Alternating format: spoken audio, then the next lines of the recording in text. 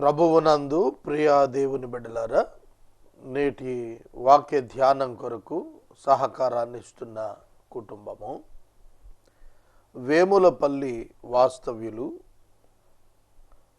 దోరా సత్యనారాయణ లలిత గార్ల కుమారుడు దోరా జస్వంత్ గారి జన్మదినం సందర్భంగా కుటుంబ సభ్యులు తల్లిదండ్రులు దోరా సత్యనారాయణ లలిత గారు, పెద్దమ్మ పెదనాన్న అప్పలరాజు ప్రభుజ్యోతి గారు, అమ్మమ్మ తాతయ్య ఆనందరావు గారు, కనకదుర్గ గారు, ఈ కుటుంబం రక్షించబడాలని ప్రార్థిద్దాం.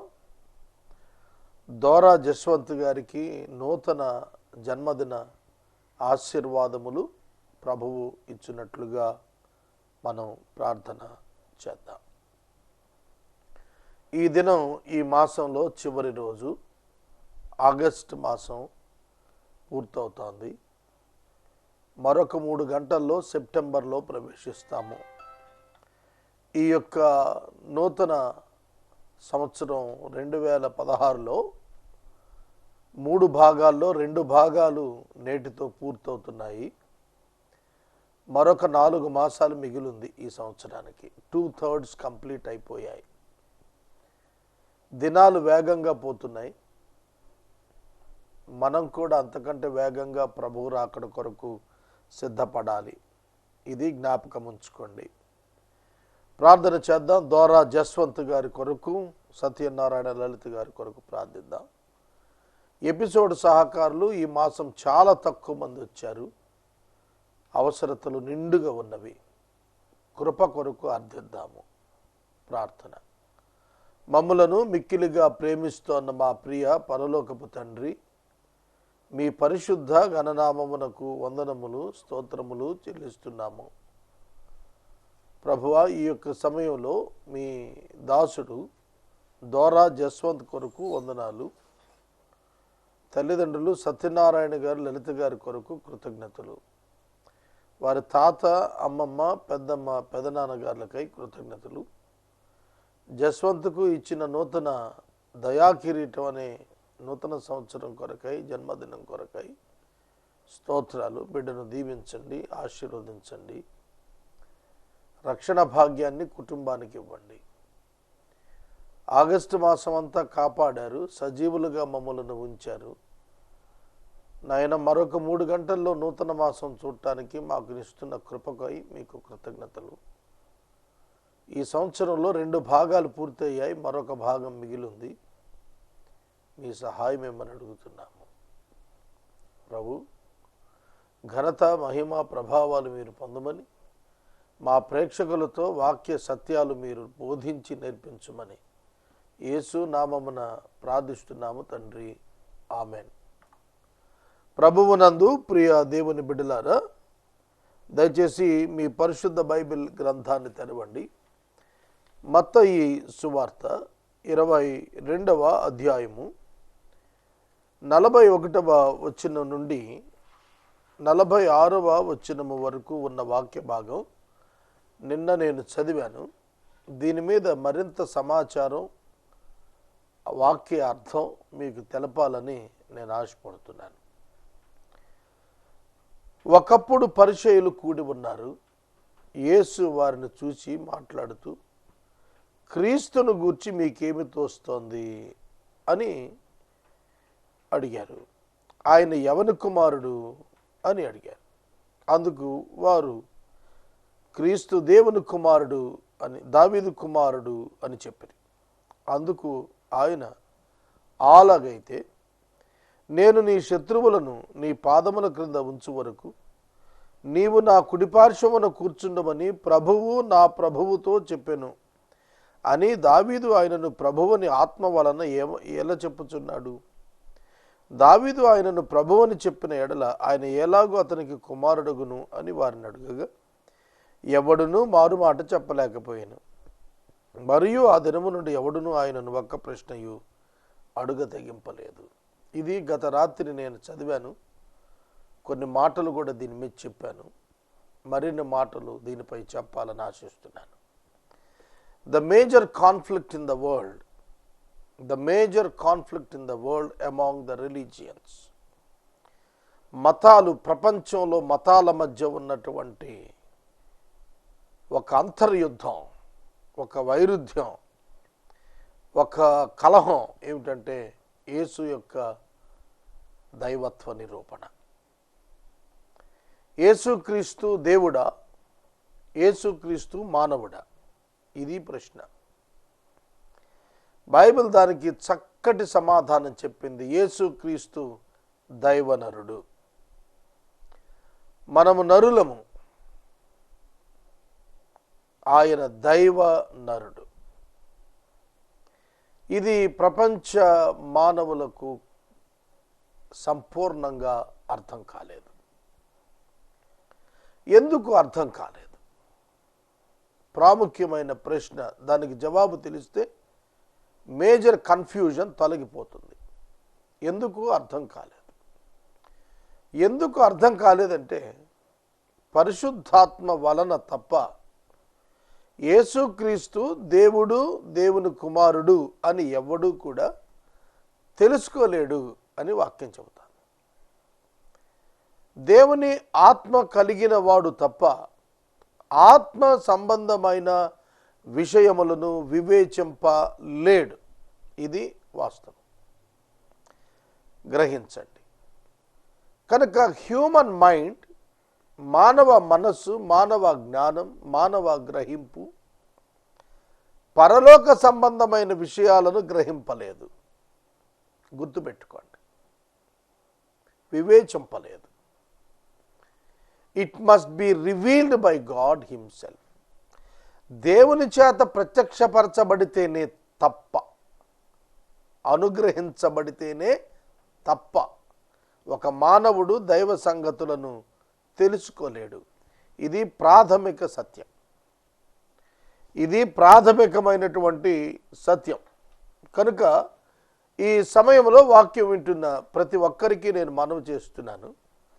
ప్రపంచ మానవులు, విద్యావేత్తలు, జ్ఞానం కలిగిన వారు, సమర్థులైన వారు, పాండిత్యం కలిగిన వారు సహితం యేసు యొక్క దైవత్వాన్ని ఒప్పుకోలేకపోవటానికి కారణం పరిశుద్ధాత్మ దేవుడు వారి మనోనేత్రాలను వెలిగించకపోవటమే. జాగ్రత్తగా అర్థం చేసుకోండి.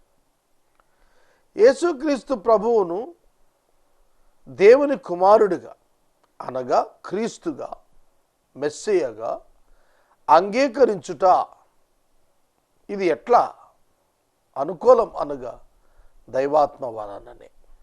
దైవాత్మ వలననే. ఈ దేవుని కుమారుడనే కాన్సెప్ట్ అసలు ఎక్కడ, ఎప్పుడు, ఎలా, ఎందుకు, ఎవరిచే ప్రారంభమైంది? ఇది మనకు తెలియాలి. దావీదు యేసుక్రీస్తును కుమారుడని ఎట్లా చెప్పగలుగుతాడు? అదే దావీదు క్రీస్తును గురించి నేను శత్రువులను నీకు స్వాధీనపరిచే వరకు, నీ పాదాల కింద ఉంచే వరకు నీవు నా కుడిపార్శ్వాన కూర్చుండి ఉండు అని ప్రభువు నా ప్రభువుతో చెప్పెను. ప్రభువు నా ప్రభువుతో చెప్పెను. The lord said to my lord. ప్రభువు అనే పదం 2 సార్లు కనిపిస్తోంది, ఈక్వల్లీ 2 times. LORD, lord. ప్రభువు అనేటువంటి పదం 2 times కనిపిస్తోంది. అంటే ఇద్దరు దేవుళ్ళ? అర్థమవుతుందా? ఇద్దరు దేవుళ్ళ. క్రీస్తు ఎవరని మీకు తోస్తోంది? ఎవరిని ఈ ప్రశ్న అడుగుతోంది యేసు? పరిసయ్యులను. పరిసయ్యులు ఎవరు? ధర్మశాస్త్రం ఔపాసన పట్టిన వారు, ధర్మశాస్త్రంతో దినదినం గడుపుతున్నవారు, ధర్మశాస్త్రంలోని లేఖనాలను సంపూర్ణంగా ఎరిగిన వారు. అందుకే వాళ్ళని అడుగుతున్నాడు, మీకేం తోస్తోంది?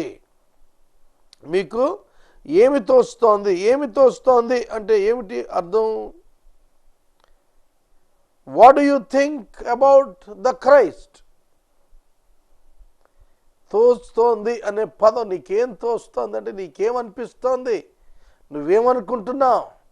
What do you think of the Christ or about the Christ? నువ్వు యేసుక్రీస్తుని గురించి ఏమనుకుంటున్నావు, లేదా మెస్సియాని గురించి ఏమనుకుంటున్నావు? దానికి వాళ్ళ వ్యక్తిగత అభిప్రాయం చెప్పేశారు లేఖనాల నుంచి. ఏమిటంటే దావీదు కుమారుడు. మనకు దావీదు కుమారుడు అయిన యేసుక్రీస్తు సువార్త ప్రారంభం అని మార్కు సువార్త 1వ అధ్యాయంలో 1వ వచనంలో కనిపిస్తుంది. దావీదు కుమారుడైన యేసుక్రీస్తు యొక్క సువార్త ప్రారంభం.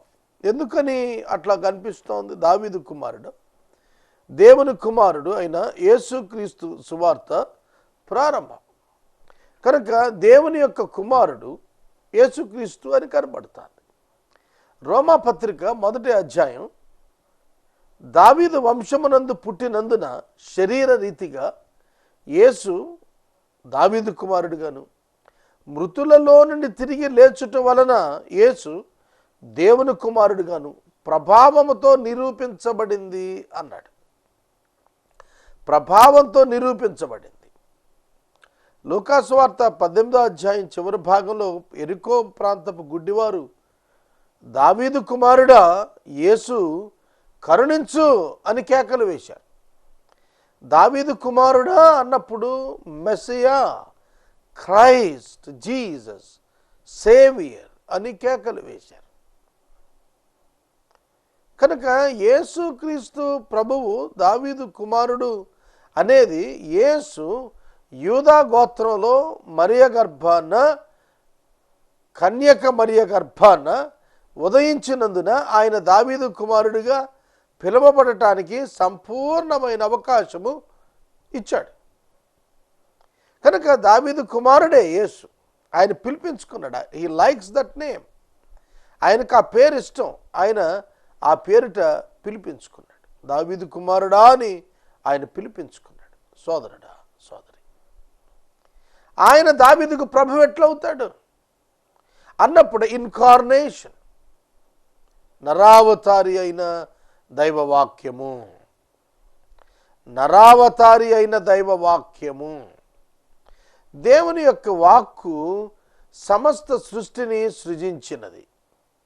దేవుడు తన వాక్కు చేత లోకాన్ని సృష్టించాడు. కనుక వాక్కును ఏమనాలి? వాక్కు సమస్త లోకాలను నిర్మాణం చేసిందని హెబ్రీ 1:3 చెబుతాంది.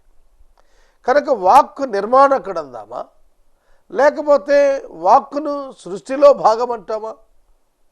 దేనిగా చెప్పగలుగుతాం వాక్కును? వాక్యము దానికి జవాబు చెప్పింది. మనుషుల్లో మనం చెప్పలేనిది ఏమిటా జవాబు?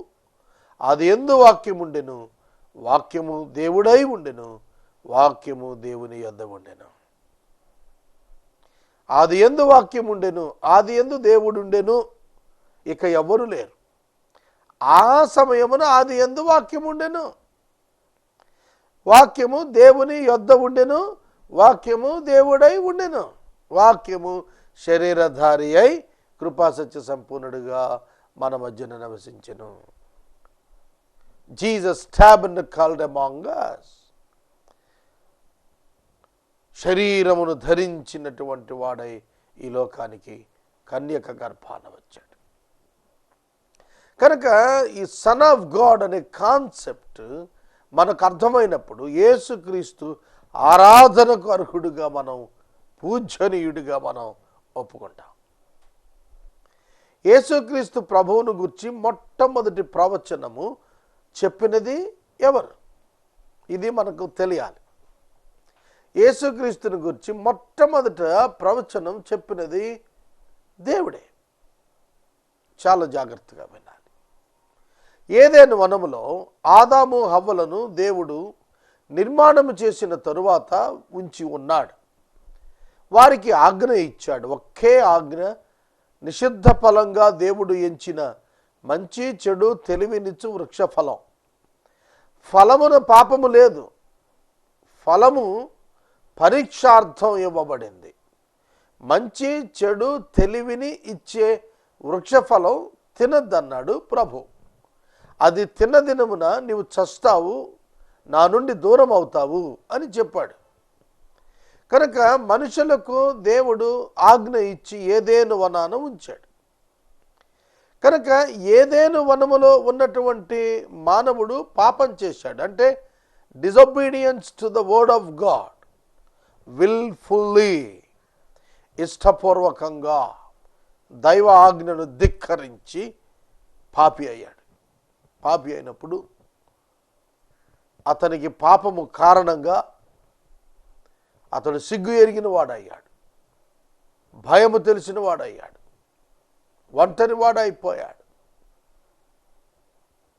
దిగంబరిని తెలుసుకున్నాడు. అటువంటి సందర్భాన్న ప్రభు అతను కనికరించి ఏదేనుకు వచ్చారు. అతడు ప్రభు యొక్క స్వరం విని చెట్ల మధ్యకెళ్ళి దాక్కున్నాడు. ప్రభు అతను పిలిచారు, ఆదామా నువ్వెక్కడ? ఆదాము చెట్ల మధ్య నుండి చెప్పాడు, తోట మధ్యలో నీ స్వరము విన్నప్పుడు నేను దిగంబరినిగా ఉంటుంది కనుక భయపడ్డాను, దాక్కున్నాను. ప్రభు అన్నమాట, నీవు దిగంబరివి అని నీకు చెప్పిన వాడు ఎవరు? నేను తినవద్దని చెప్పిన పండు నీవు తిన్నావా? ఆ సందర్భాన్న ఆదాము హవ్వలను ప్రభు ప్రశ్నిస్తున్నప్పుడు ఆదికాండం 3:15 స్త్రీతో మాట్లాడుతున్నప్పుడు, సర్పంతో మాట్లాడుతున్నప్పుడు అన్నాడు దేవుడు, నీకును స్త్రీకిని, నీ సంతానమునకు స్త్రీ సంతానమునకు నేను వైరము కలుగజేస్తాను.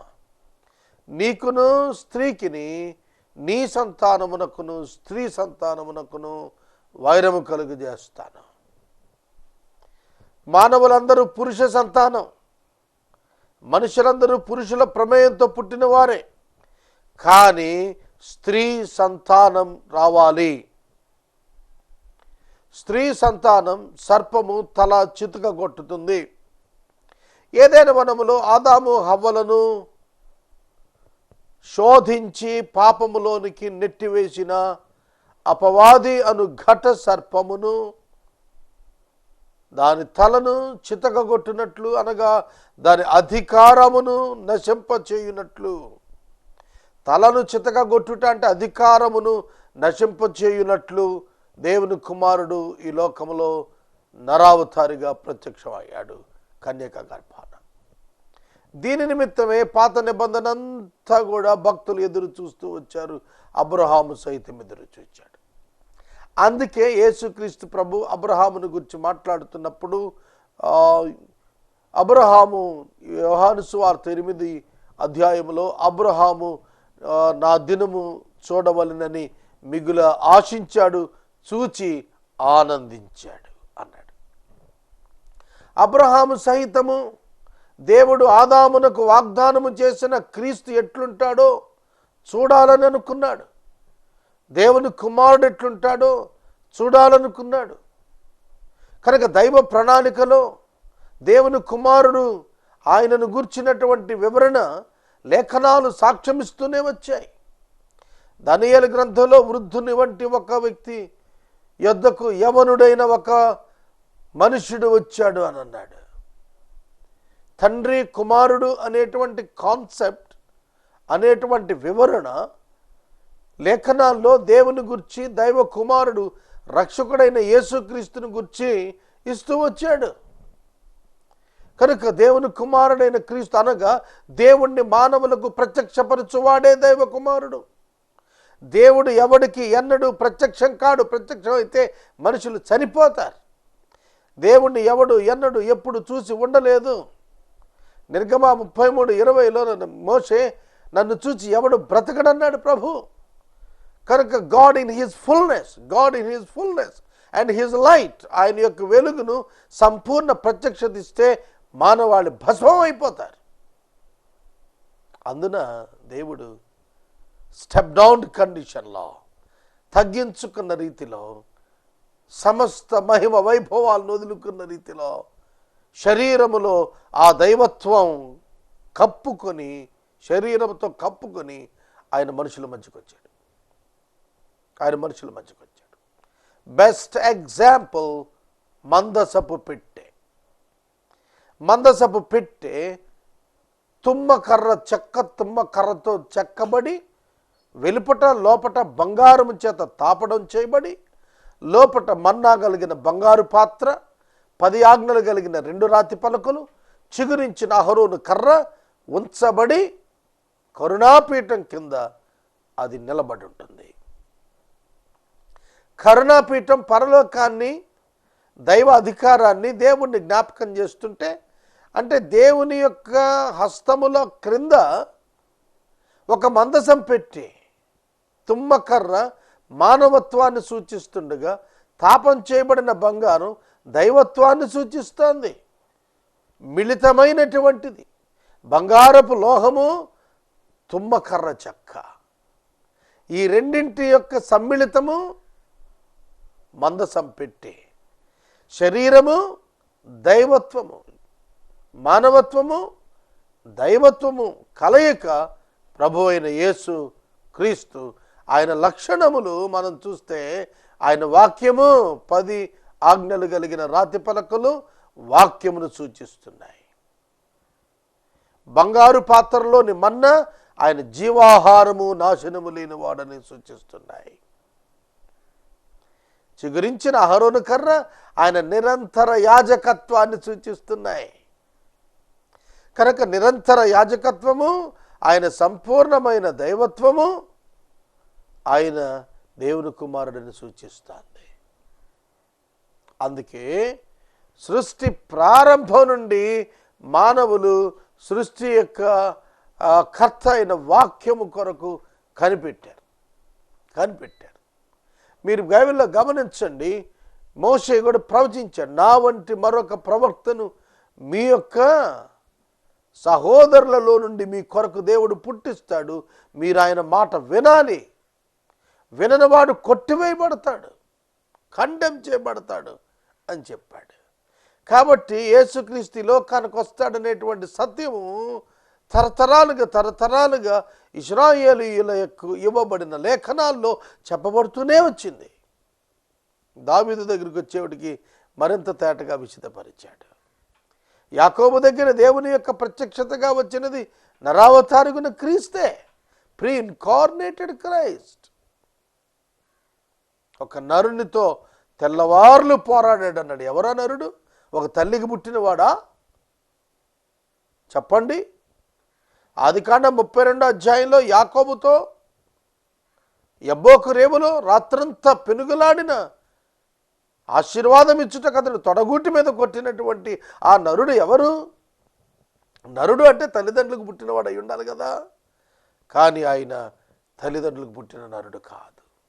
అందుకే అన్నాడు, ప్రభువా నువ్వు నన్ను ఆశీర్వదిస్తేనే కానీ నేను నిన్ను పోనీయనన్నాడు. ఎందుకంటే నరుడు ఆశీర్వదించలేడు, దేవుడు మాత్రమే ఆశీర్వదించగలడు.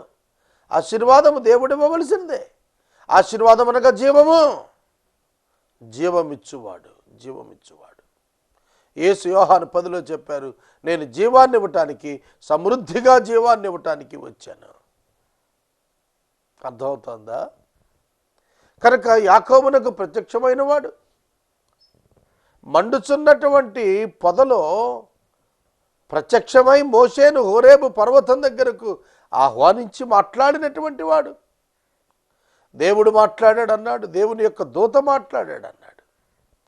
కనుక యెహోవా దూతగా ఆయన యొక్క పాత నిబంధనలోని ప్రత్యక్షతలన్నీ యేసుక్రీస్తునే సాక్ష్యం ఇస్తున్నాయి. సోదరుడా, సోదరి, ఇది పరిశుద్ధాత్మ శక్తి వలన మాత్రమే దీన్ని గ్రహించగలుగుతాము. మీకు ఉదాహరణ చెబుతాను. 3D పిక్చర్స్ వచ్చాయి. మా చిన్నప్పుడు చిన్నారి చేతన అని, సాగర్ 3D అని 2 సినిమాలు వచ్చాయి. ఏలూరులో ఇప్పటికీ ఉన్న థియేటర్ విజయలక్ష్మి థియేటర్. నా 9వ తరగతిలో సెయింట్ జేవియర్స్ హై స్కూల్లో 1983లో నేను చదువుతున్నప్పుడు స్కూల్ అందరినీ తీసుకెళ్లారు. అప్పట్లో అది పెద్ద వింత. 3D third dimension. కనుక 3D పిక్చర్ మన కంటికి కనపడదు. మామూలుగా మన నేత్రాలతో చూస్తే అది బ్లర్గా కనిపిస్తుంది. దానికి క్లారిటీ రావాలి అంటే బ్లాక్ స్పెట్స్ ఇచ్చేవాళ్ళు.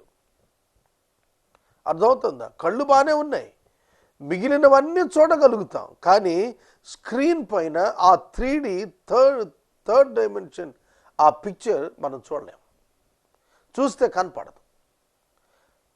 విజయలక్ష్మి థియేటర్కి వెళ్ళాము చిన్నప్పుడు, మేము 9th క్లాస్లో.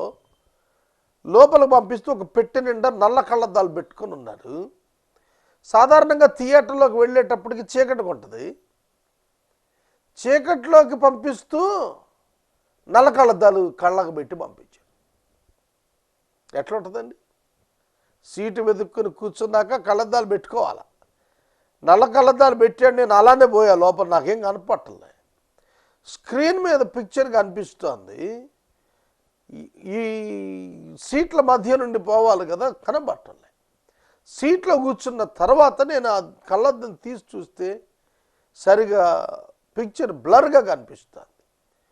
కానీ ఆ బ్లాక్ స్పెట్స్ పెట్టుకున్న తర్వాత థర్డ్ డైమెన్షన్, ఒక హెలికాప్టర్ వచ్చింది అనుకోండి, అది థియేటర్లో మన కళ్ళ ముందుకు ప్రజల మీదకు వచ్చేసినట్టుగా కనిపిస్తుంది. ఏదైనా పిక్చర్లో ఒక రాయి విసిరాడు అనుకోండి, అది మనకొచ్చి తగిలినట్టుగా మనం వంగుతాం గబుక్కుని. అది థర్డ్ డైమెన్షన్. మనుషులు సృష్టించినటువంటి ఈ పిక్చరైజేషన్లో third dimension, without the help of black specs we are not able to watch. మనం చూడలేకపోతున్నాం. యేసుక్రీస్తుని దేవుడని ఎట్లా చూడగలుగుతాం?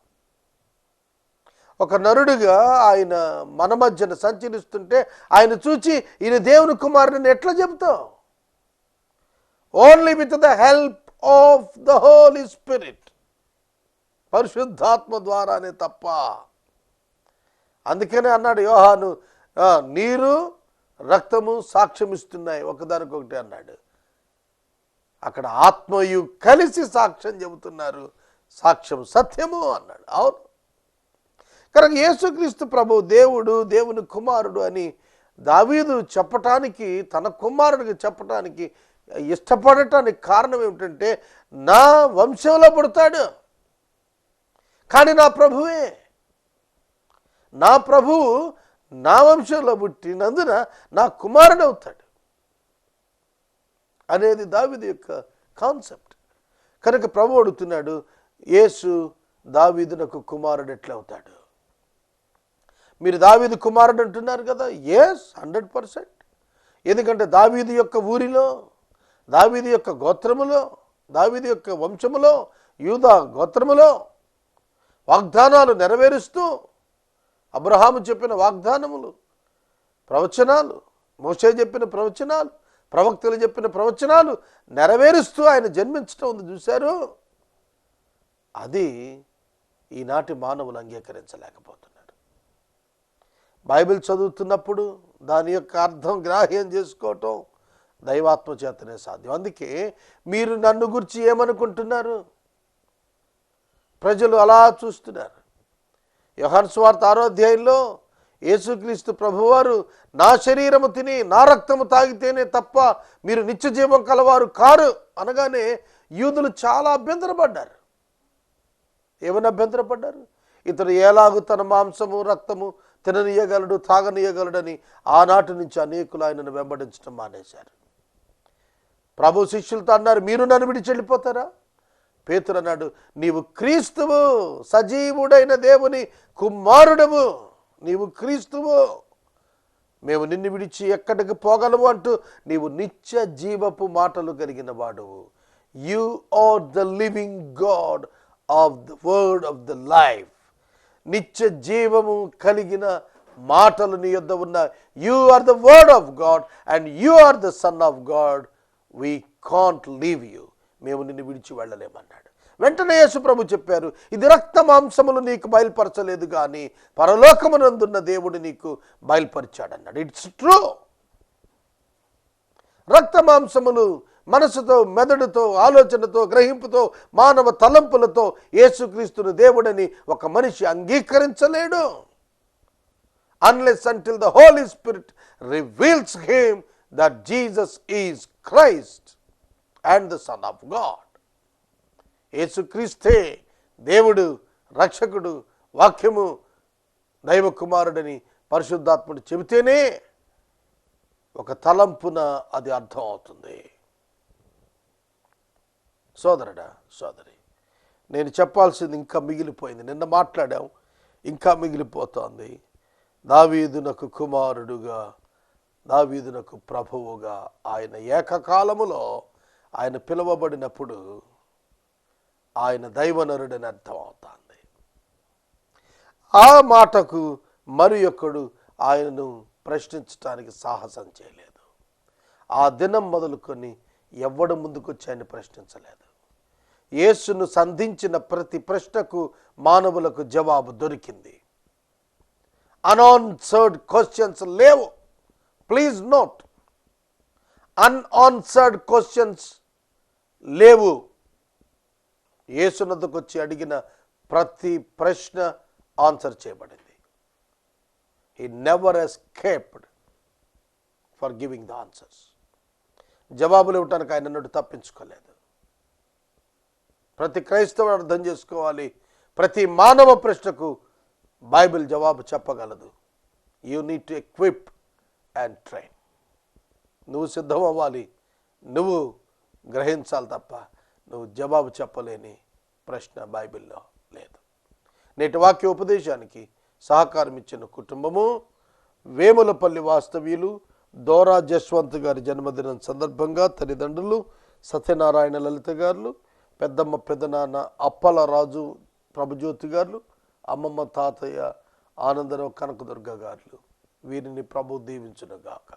ప్రార్థించుదాం. మమ్మను మిక్కిలుగా ప్రేమిస్తున్న మా తండ్రి, నీ ప్రియ కుమారుడు యేసు క్రీస్తు నరావతారిగా మా మధ్యకు వచ్చారనే సత్యము మనుషులం మేము గ్రహించగలిగాం.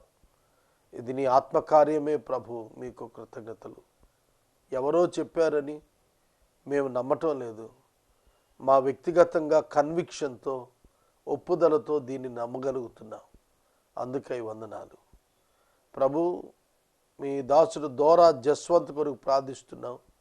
సత్యనారాయణ లలిత గారుల కొరకు ప్రార్థిస్తున్నాం. కుటుంబ సభ్యుల కొరకు ప్రార్థిస్తున్నాం. బిడ్డలను దీవించండి. ఈ వాక్య ప్రసారపు దీవెన ఈ బాబుకు దయచేయమని ప్రార్థిస్తున్నాం. రేపటి నుండి సెప్టెంబర్ మాసం చాలా ఆర్థిక అవసరతలు ఉన్నాయి. మీరు దయ చూపించండి. డబ్బుతో ప్రభు లోకములో నీ కొరకు జీవించలేం, నీ శక్తితోనే జీవించగలం. ఇది మాకు నేర్పించండి. యేసు నామమున అడుగుచున్నాం తండ్రి, ఆమెన్. తండ్రి అయిన దేవుని ప్రేమ, కుమారుడి యేసయ్య కృప, పరిశుద్ధాత్మని అన్యోన్య సహవాసం సదా మనకు తోడైండును గాక.